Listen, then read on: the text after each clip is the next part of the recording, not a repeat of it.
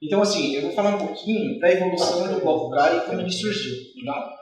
Antes do advento do Bloco K, a gente já tinha uma obrigação acessória chamada RCPE, que era o nosso registro de controle de produção e estoque. Legal? Então já era uma obrigação que nas grandes empresas que trabalhavam no ramo de bebidas, de fumo e de veículos, eles já tinham que apresentar desde que tivessem um faturamento acima de alguns milhões de reais. Depois eu vou mostrar para vocês um pouquinho como foram enquadradas as empresas, os quinais e os valores a partir de agora. Então, assim, no nascimento do Bloco K, nós tivemos o controle de cadastro de itens, né, dos itens, e do consumo específico padronizado.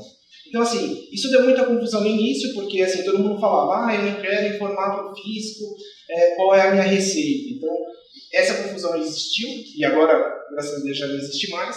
É justamente assim, o registro 0210 é onde você informa quais os produtos você consome para você gerar o seu acabado.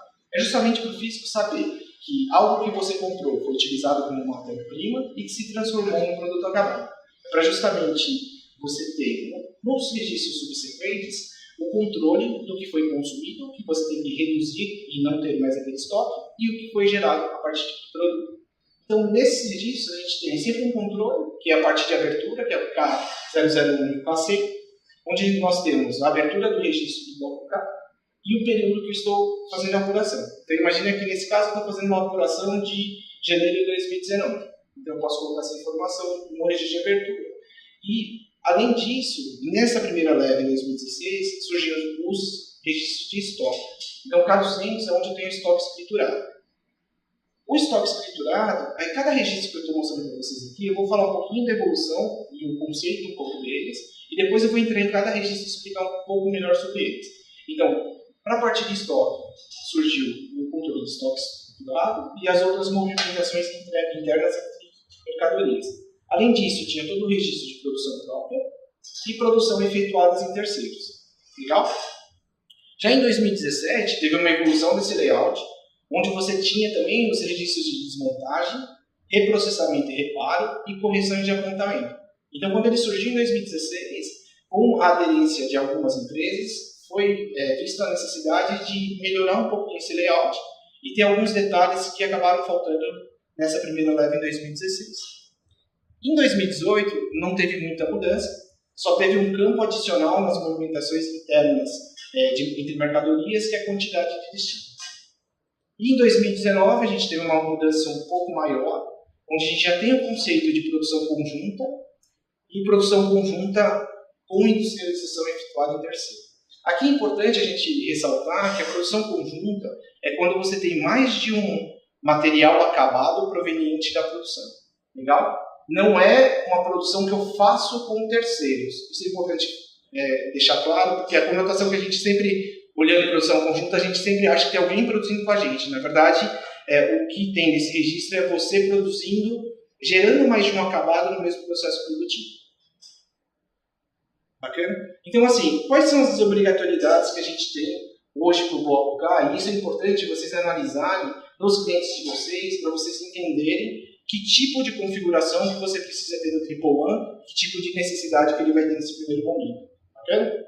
Então, assim, os amarelinhos que vocês estão enxergando é a primeira leva de empresas, onde você apenas tem o controle dos estoques. Você não tem o detalhamento de ordem de produção, o que você remanufaturou. Então, tem uma série de controles que você precisa numa escrituração completa, que no registro de estoque, simplesmente, você precisa ter o estoque separado do que é meu, do que é de terceiros em meu poder, e o que é meu e está em poder de terceiros. Bacana? Então, aqui eu procurei colocar as datas, 2017, 18, 19. Então, por exemplo, nós estamos entrando em 2019. Então, empresas que têm um faturamento superior a 300 milhões, beleza? Que seja bebidas, produtos de fumo e veículos, ela entra agora com a escrituração completa, beleza?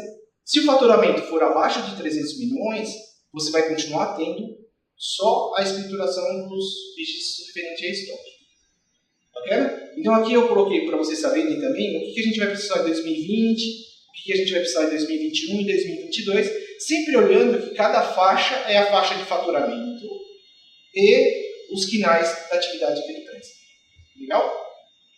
Então, assim, o que é importante a gente falar? De 78 milhões a 300, dos finais de 10 a 32, que são todas as indústrias de transformação, até o presente momento, eu pus aqui no canto inferior direito e esquerdo a versão do guia prático, que essas informações que eu estou passando para vocês são baseadas. Por quê? Porque amanhã pode sair um guia prático novo, com uma nova data falando, por exemplo, que de 78 milhões a 300 milhões, os finais X, Y, Z, eu vou ter a escrituração completa a partir de 2021.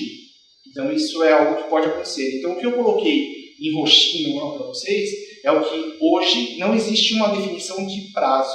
Legal? Os que estão em amarelo e verde já existem datas definidas. E o roxo não existe uma data definida. Então pode ser que seja o estoque a vida inteira, ou pode ser que durante o ano eles falem que em 2021 você precisa ter uma escrituração completa para um final específico. Tranquilo? E o que é importante a gente sempre ressaltar? O físico sempre vai olhar essa pirâmide de quem fatura mais e sempre olhar primeiro para a bebida, fumo e veículo. Bacana? Vocês vão ver que a lógica que você tem para a parte do verde é justamente isso. Por quê? Porque enquanto eles não tiverem aderente a essa arrecadação maior, eles não vão replicar para as menores. Bacana?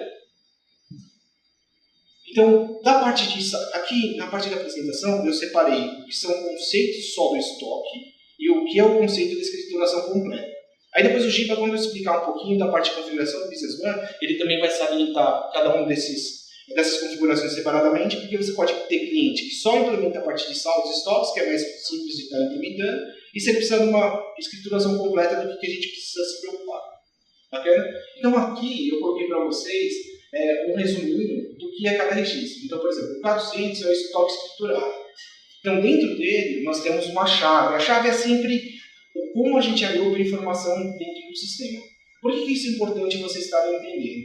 Porque, por exemplo, no estoque escriturado, você tem um carinha na chave que você tem um código do participante. O código do participante é o código do PN, caso você envie algum estoque seu que fique em poder de terceiros.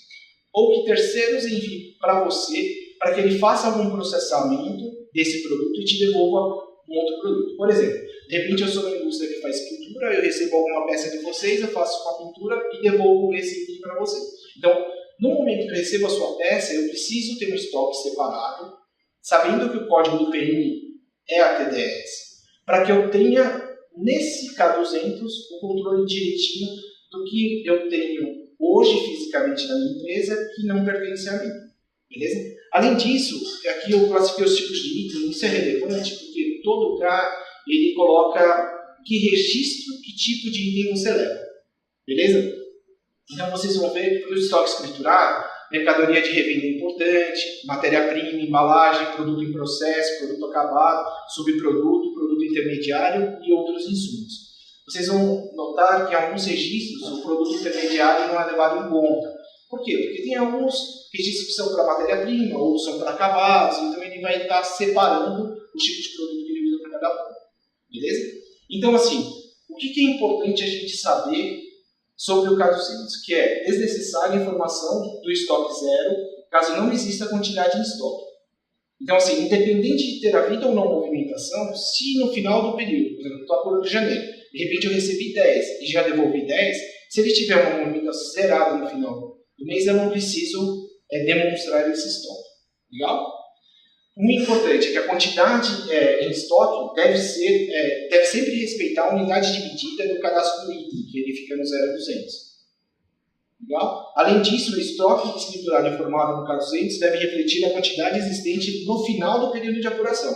Então, por exemplo, se a gente está falando de janeiro, é o último dia de mês de janeiro, é o estoque que deveria bater. Não é o estoque, por exemplo, rodei no dia 10 e no dia 10. Não, é sempre no último dia da apuração. Legal?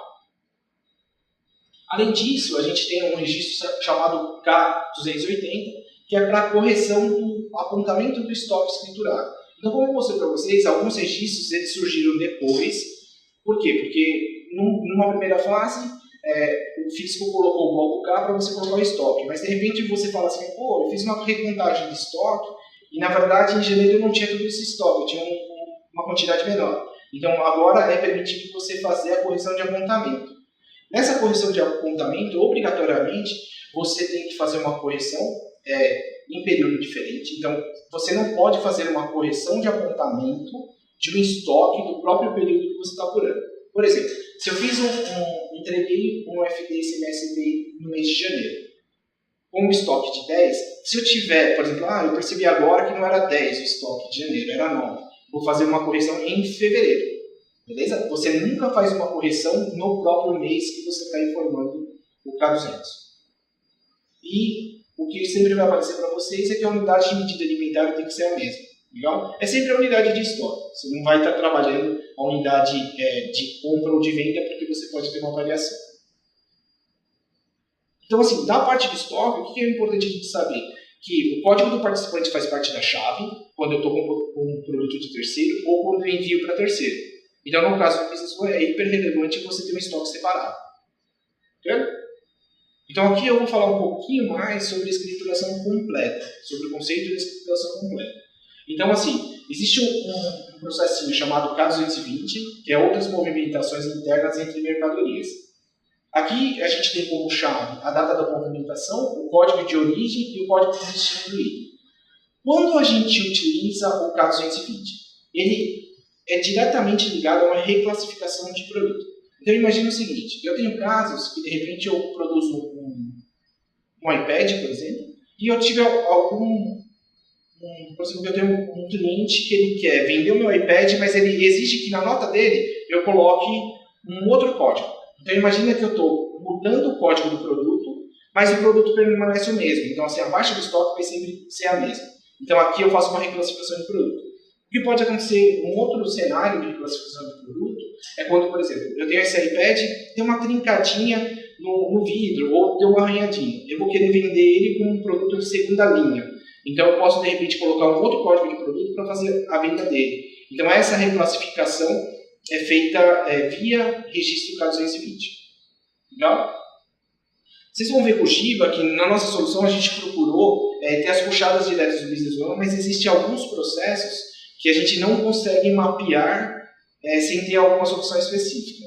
Legal? Então, no caso de outras movimentações, vocês vão ver com ele que, aí eu já estou dando spoiler, né, mas vocês vão ver que tem algumas views que a gente gerou para justamente, se você tiver no cliente um entendimento diferente, ou você puxa essa informação de uma tabela, você consegue alterar essa view para mudar a origem desse dado. Legal? Por que isso é importante nesse caso? É porque se você tem algum addon de qualidade que faz a reclassificação do item, ou se você faz a emissão da nota com outro código de produto, isso com certeza não é o nativo do Business One. Então você consegue trabalhar esse tipo de coisa. Outro caso importante, esse daqui é um dos registros básicos, que é o K230. Então são os itens que eu produzi. Beleza? Então assim, vocês vão ver que toda a parte de produção, você vai ter sempre como identificar a ordem de produção do serviço ou não identificar. Então quando você identifica a ordem de produção, você tem alguns controles adicionais que quando você não indica, você não tem. Então, o que é isso? Imagina que eu comecei uma ordem de produção em janeiro e eu estou em fevereiro. Eu posso ter iniciado em janeiro e acabado em janeiro. Eu posso ter iniciado em janeiro e ainda está em aberto ou finalizado em fevereiro. Eu posso ter inicializado em fevereiro e não terminado ainda a ordem de produção. Legal? Então, nesses casos, você vai informar, vai sempre apontar os itens produzidos e os insumos que você consumiu, mas ele vai verificar se as datas de início de término estão de acordo com os apontamentos que você vai estar fazendo. Então, assim, você não pode apontar itens produzidos ou consumidos em ordens de produção já fechadas, ou antes de serem inicializadas. Tá? Então, basicamente, é o que ele faz de verificação. O que é importante também a gente salientar? Você pode ter casos que você tem apontado a quantidade de item produzido zero, mas você tem no caso 235, que é o próximo slide, o consumo de algum insumo. Então você pode ter consumido o insumo, de repente no último dia útil, você já consumiu a matéria-prima, mas ainda não tem a geração do acabado final. Então você pode ter um K230 zerado ou um K235 apontado. E lembrando sempre que a unidade de medida é a unicadastro do 0,6.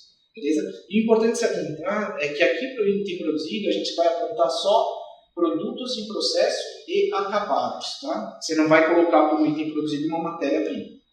Beleza? Esse é o tipo de checagem que ele faz a verificação. Então, como eu já falei um pouquinho, a gente pode controlar ele com ordem de produção e sem ordem de produção. Então, você pode ter clientes que não vai usar ordem de produção e simplesmente ele vai falar no mês, no caso 230, o que ele produziu e no caso 235, os insumos que ele consumiu. Beleza? Então, imagina que você tem uma baixa lá por explosão, você não está usando a ordem de produção para fazer referência ao consumo, você só vai simplesmente informar o que aconteceu durante o período. Então, nesse mês eu produzi 10 iPads e consumi essas peças. Eu vou dar dois grandes volumes de dados de matérias-primas e produtos acabados e somente isso. Eu não vou estar referenciando ele a ordem de serviço nem a ordem de produção. E aí a gente tem que apontar também os insumos consumidos. Então aqui, o que são os insumos consumidos? São os itens que eu usei de matéria-prima para referência àquele produto acabado. Então, quando eu tenho o controle por ordem de produção, por exemplo, eu tenho que falar quais são as matérias-primas que eu consumi naquele mês para aquele produto acabado, ou caso eu tenha só o consumo de matéria-prima, eu vou informar esses insumos aqui dentro dele. O que é importante a gente salientar? Que só existe filho se existir um pai. Deveria ser mãe, né? Porque dá para ter filho sem pai, né? Mas tudo bem. Então, assim, tem alguns controles que a gente tem que ter. Por quê? Porque, por isso que no caso 230, ele informa que a quantidade pode ser zero. Você pode ter um zero lá e um insumo aqui. Beleza? Além disso, a gente tem no controle do K tudo que foi industrializado por terceiros. Então, imagina que a estrutura é a mesma do K230 e 235, onde eu vou informar o item que foi gerado, o produto acabado que eu produzi, e os insumos que eu consumi. Então, o K250 ele informa os produtos acabados, mas feitos por terceiro. Beleza? Então, aqui eu vou informar todos os produtos que foram feitos por esse terceiro e a quantidade que foi produzida nesse processo junto a ele, com a mesma unidade de medida que eu tenho no cadastro de estoque. Beleza? Ele tem basicamente a mesma estrutura, a única coisa é que eu tenho que registrar o que foi efetuado por terceiros. Além disso, eu tenho o registro de insumos, onde no caso 255 eu tenho todos os itens de insumos que foram utilizados para essa produção do produto acabado que foi feito por terceiros. Tá? O objetivo aqui é que o físico quer saber o que você fez internamente e o que terceiros fez por você. Por quê? Porque isso também consome os estoques que você está falando que existiam. Beleza? Então aqui não é permitido a quantidade negativa, então eu não posso ter insumos com quantidades negativas.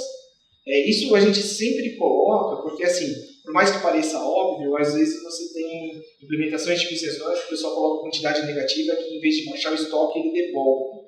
Então isso pode ter algum tipo de problema na utilização do ladrão. Beleza? E as quantidades devem ser expressas obrigatoriamente na mesma unidade de medida do cadastro.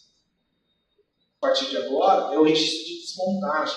Porque existem alguns processos industriais onde você tem um produto, na verdade a matéria-prima, você transforma em vários produtos acabados. Então, por exemplo, imagina que durante esses anos da implementação do Bloco K, surgiu um cliente que é um açougue. Então, o açougue, o que ele faz? Ele pega uma vaca e transforma em várias peças de carne. Então, no layout inicial, não tinha como você desmontar um item, beleza? Ou gerar esse coproduto. Então, isso surgiu a partir de agora, e é importante saber que a gente também tem a utilização da desmontagem nos casos que eu tenho, por exemplo, eu tenho esse iPad que eu falei para vocês que está trincado, eu posso fazer uma desmontagem dele para voltar com os itens para o estoque. Beleza? Então, por isso também surgiu o advento da ordem de serviço. Então, você pode ter referenciado ou uma ordem de serviço ou uma ordem de produção nesses processos. Legal? E, basicamente, aqui você tem o item que você tem de origem e o item que você tem de destino. Então, aqui eu estou falando, por exemplo, que eu estou desmontando o iPad para ele dar baixa desse acabado. E eu vou falar aqui peças que estão voltando para o estoque. Por que é importante a gente informar peça a peça? Porque pode ter alguma danificada que eu não vou utilizar ela como entrada de estoque. Ok? Então aqui só tem uma correlação, que não existe destino se eu não tiver origem. E a quantidade tem que ter a mesma unidade de medida do que a gente tem no cadastro 0200 desse item. A gente tem casos também que você vai estar utilizando no registro K260. que é o reprocessamento e reparo de produtos barra insumos. Beleza? O que é importante nesse caso? O que é um reparo e um reprocessamento? Imagina que você pegou um item que já existe e você vai consertar. Então, nesse meu exemplo, eu tenho um iPad que eu tenho lá um risquinho, eu vou desmontar ele e substituir uma peça, ou de repente eu não vou desmontar ele. Eu quero só substituir uma peça e apontar que eu utilizei uma peça a mais para reprocessar esse produto. Então, isso significa que eu não estou criando um código diferente para vender ele como segunda linha. Ele continua com o mesmo código de produto. Então, esse reprocessamento ele tem que ser efetuado em cima de um processo já registrado. Então, por exemplo, eu tenho que ter tipo um K230 para reprocessá-lo, porque imagina que eu já produzi ele, já dei abaixo do insumo, gerei o acabado, eu vou querer apontar esse acabado de novo e colocar um insumo a mais, que foi justamente para esse reparo e para esse conserto. Legal? Então, assim, não é admitida a quantidade de saída e retorno negativo, então assim, não posso trabalhar valores negativos, e a unidade de medida precisa ser a mesma que eu tenho no cadastro do estoque. No K265, eu tenho as mercadorias que foram consumidas ou retornadas no caso do reprocessamento. Então, imagina que nesse exemplo que eu dei para vocês, que eu tenho um iPad lá que está com o vidro trincado. Eu vou reprocessar esse item, então no K265 eu vou colocar o iPad, e no K26265 eu vou colocar os insumos que eu utilizei ou que eu retornei para o estoque desse item. Então, imagina que eu usei uma capinha a mais, eu troquei o vidro, eu vou apontar aqui o vidro que eu utilizei, beleza? E aqui também não é admitido valores negativos. Então, é sempre importante, isso o Giba também vai frisar para vocês, que em alguns registros você não pode trabalhar com esse artifício do Business One, que algumas empresas fazem no Alasca, não aqui no Brasil, de colocar quantidade negativa para voltar o item no estoque, tá? Isso vai dar problema. Além disso, a gente tem um registro chamado K270, que é a correção dos apontamentos. Então, nessa correção, eles fizeram um registro genérico, onde você aponta, você informa que tipo de apontamento você está corrigindo.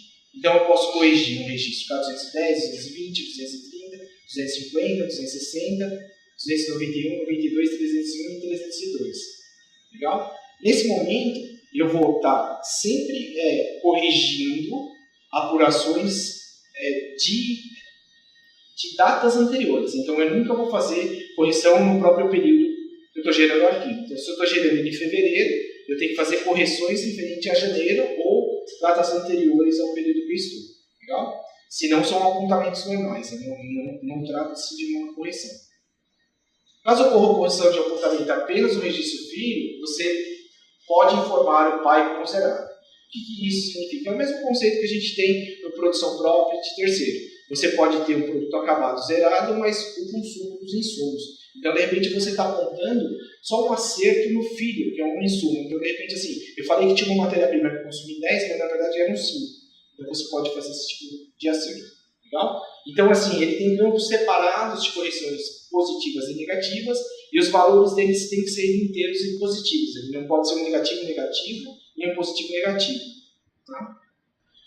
Nós temos também o registro de correção dos insumos, que é o K275, que eles vão basicamente corrigir todos os filhos dos pais que a gente falou no registro anterior.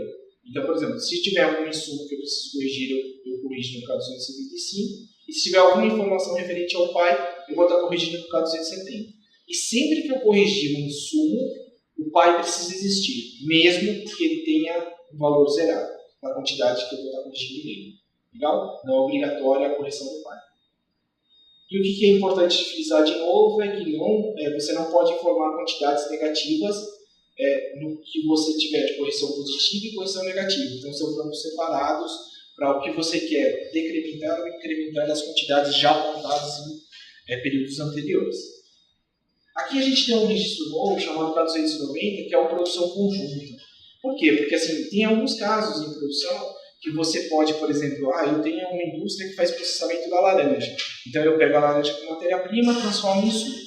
Aí a indústria percebe que ele pode pegar a essência da casca da laranja e utilizar essa essência para produzir um perfume, uma essência para vender como essência mesmo. Nesse caso, você tem uma produção conjunta, você tem a geração de 2 produtos acabados, provenientes de uma matéria-prima, onde eu não consigo saber exatamente o que gera o quê.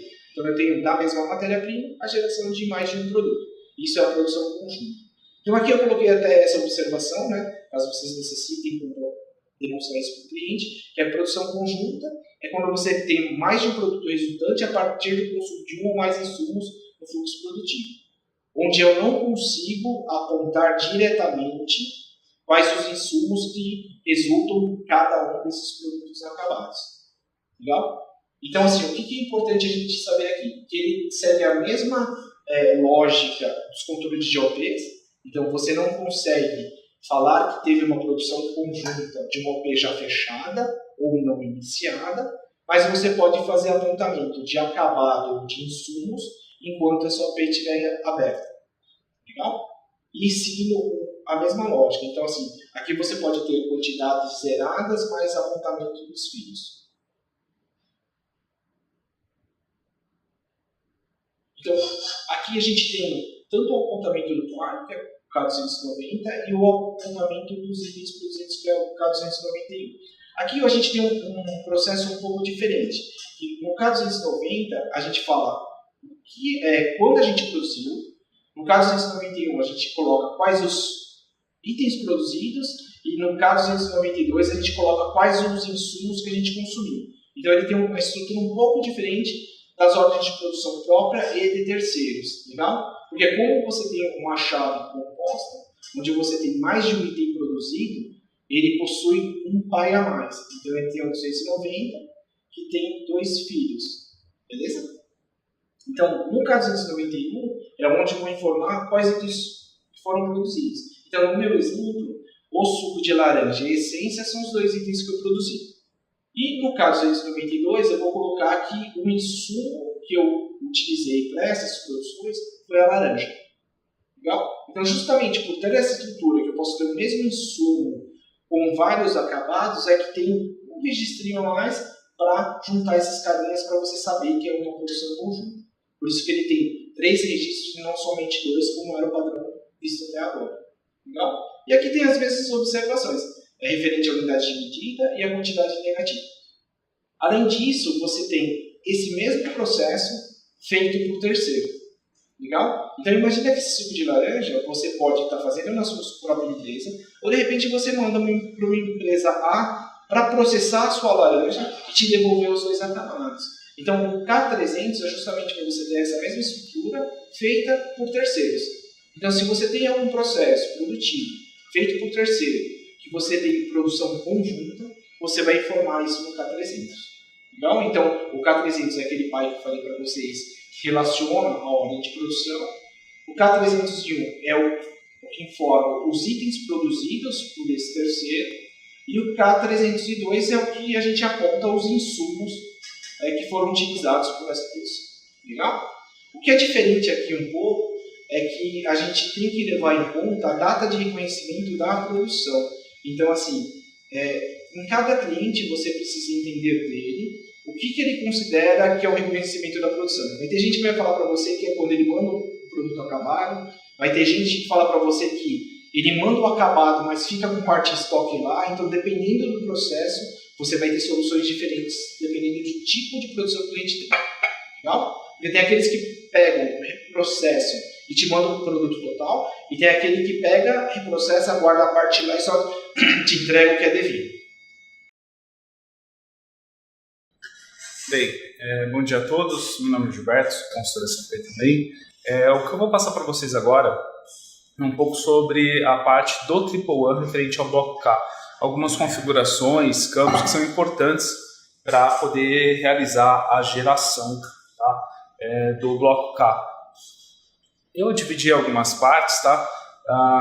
Primeiro eu vou mostrar a parte de configurações gerais, onde você vai configurar basicamente só uma vez as execuções, que vai ser o dia a dia, né, da própria empresa, né? Depois falar um pouco sobre algumas tabelas adicionais e por último as views. Então, primeiro a primeira parte da configuração do bloco K é nas configurações adicionais do Triple One. Tá? Na aba FD e CMS-PI, eu tenho uma opção onde eu posso flagar se eu quero gerar ou não o bloco K. Tá? Essa é a primeira parte mais importante. A segunda parte, que eu tenho a opção de gerar o bloco K simplificado, que é o K200 e o K280. Isso ele já afeta diretamente aquela parte em que o Emerson estava falando anteriormente, questão das empresas, se elas têm que fazer somente o registro simplificado, tá? Ou se eles vão ter que fazer o registro completo do bloco K. Tá? Então é aqui onde eu marco se eu quero fazer só a parte só do simplificado, que ele vai entrar o K200 e o K280, ou eu não marco essa opção, tá? E ele vai gerar o bloco K completo. A segunda opção, que é não escriturar os números das ordens de produção no bloco K, porque ele não é uma opção obrigatória. Tá? E a terceira opção, se eu quero gerar o registro 0210, basta eu flagar esta opção. Tá? Ainda na parte de configurações adicionais, na aba configurações adicionais, eu tenho a parte da apuração do IPI, que eu tenho a informação de qual é o meu período de apuração do IPI, tá? Por que isso é importante? É para a geração do K100, e que ele é considerado o período da apuração do IPI. Então, no caso que se eu colocar mensal, né, ele vai acabar já vinculando para o K100 esse período de apuração. E ele também, claro, ele vai bater na geração do FD fiscal com o primeiro registro, com o registro 0 referente às datas da criação do arquivo. Tá? Contribuintes com mais de um período de apuração no mês, eles devem declarar o registro K100 para cada período no mesmo arquivo. Tá? Na configurações adicionais, ainda na aba inventário, eu tenho os depósitos da empresa. Tá? É aqui que eu tenho que selecionar os depósitos que serão considerados para a geração do bloco K, para a geração das informações do bloco K. Então aqui eu vou ter tanto todos os meus depósitos que vão estar em meu poder ou no poder de terceiros. Na parte de depósitos, na configuração de depósitos, eu tenho aqui na aba geral a configuração do proprietário. É aqui onde que eu defino se o depósito, no caso, ele fica comigo ou se ele fica com um depósito de terceiros, tá? Para fazer a distribuição entre a geração do K230 e o K250, né, ele considera essa configuração do depósito para verificar se o depósito está com a empresa ou está com um terceiro da empresa. Tá? O K230 ele é gerado, né, que nem o Emerson tinha comentado anteriormente, né, se é configurado o item, a opção propriedade do item de sociedade, tá? Que essa quando é a configuração de estoque próprio. E o K250 quando é configurado o depósito de terceiros. É importante, quando colocar o depósito de terceiros, informar o código do PN, tá? Aqui nos dados adicionais aqui de usuários, eu tenho ali embaixo ali o campo código PN. Eu coloco o código do meu parceiro. Nas configurações do item, as informações mais importantes, que isso ele acaba refletindo diretamente no registro 0200, é a classificação, que ele tem que estar classificado como material, e o tipo de material, tá? Em que eu tenho aqui mercadoria pré-revenda, matéria-prima, né? Eu tenho todas as informações aqui da classificação. E isso, ele vai, consequentemente, ele vai alimentar todas as informações da tabela, mas principalmente o campo 7 do registro 0200. E por último, a parte de estrutura de produtos. Tá? Ele vai alimentar o registro 0210, tá? Que é considerado a estrutura de produtos.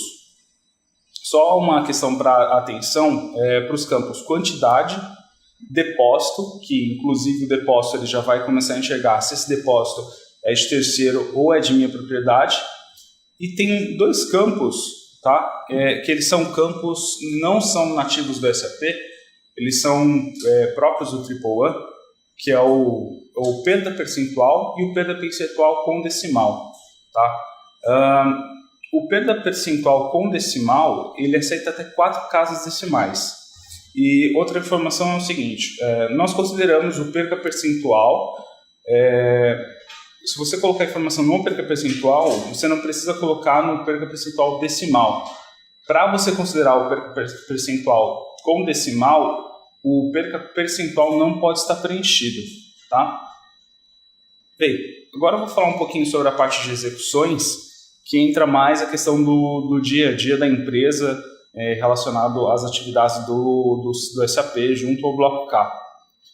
A primeira parte é questão até mesmo do registro K200, que é para checar as informações que vão ser geradas no registro K200, basta verificar o relatório de verificações de estoque do padrão da SAP.